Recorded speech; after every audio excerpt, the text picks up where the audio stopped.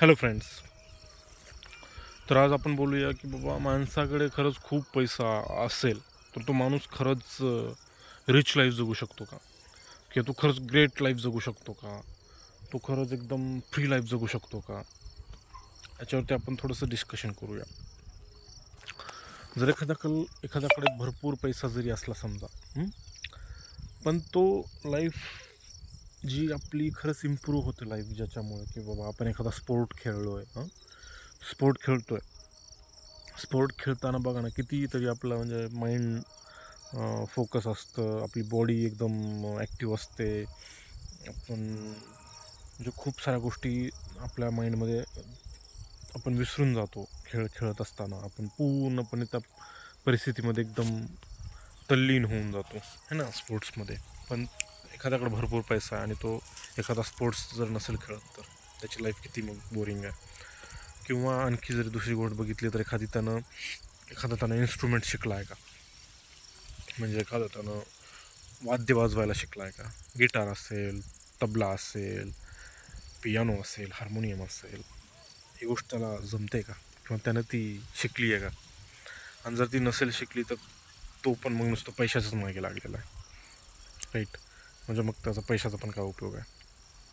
किंवा तो वाचतो का?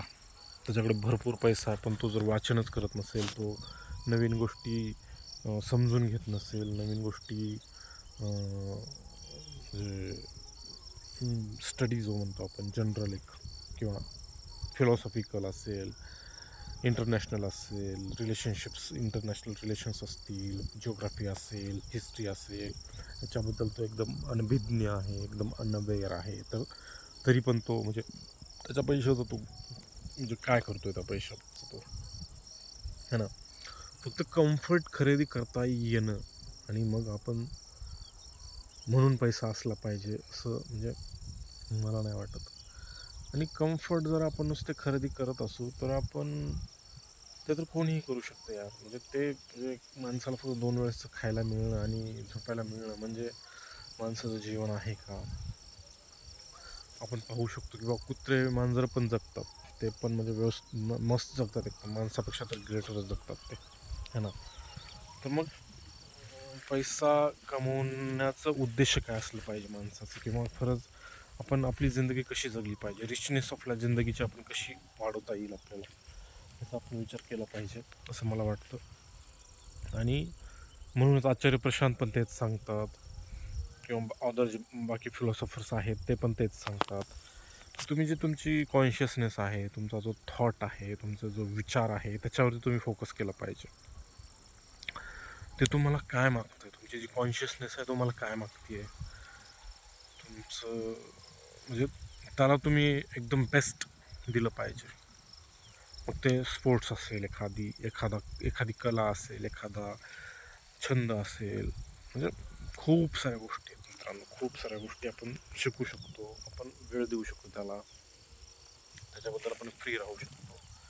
आणि मग तुम्ही जेवढ्या लवकर या गोष्टी कराल तेवढं लवकर तुम्ही लाईफमध्ये नक्कीच खूप चांगली ग्रोथ कराल असं मला वाटतं. मी काही गोष्टी तुम्हाला सांगू इच्छितो. इथं तुम्ही ट्रेकिंग करू शकता, तुम्ही एखादी इंटरनॅशनल ट्रिप करू शकता मित्रांनो. म्हणजे खरंच माणसाचा कॉन्फिडन्स खूप बूस्ट होतो आणि खूप माणूस शिकतो त्याच्यातून. परत तुम्ही स्विमिंग शिकू शकता, तुम्ही एखादा इन्स्ट्रुमेंट शिकू शकता, हे मी सांगितलंच आहे तुम्हाला. आणि पैसा खरंच किती लागतो पैसा माणसाला, म्हणजे खूप नाही लागत. म्हणजे जर खरंच विचार केला तर माणसाला इतकाही पैसा नाही लागत. म्हणजे ह्या गोष्टी बेसिक करण्यासाठी पण नाही लागणार आणि जगण्यासाठी पण नाही लागणार. मग तुम्ही खरंच किती पैशाच्या मागे लागलं पाहिजे हे पण आपण याच्यावरती विचार केला पाहिजे मित्रांनो.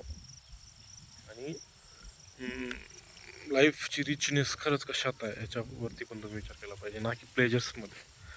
Pleasures I don't think that give us that happiness, that joy which gives by, म्हणजे तो जो जॉय आहे तो खरंच खूप ग्रेट आहे. एखादं पुस्तक वाचण्यामध्ये तुम्ही एकदम तल्लीन झाला आहे, एखाद्या स्पोर्ट्समध्ये तुम्ही एकदम तल्लीन झाला आहे, किंवा एखाद्या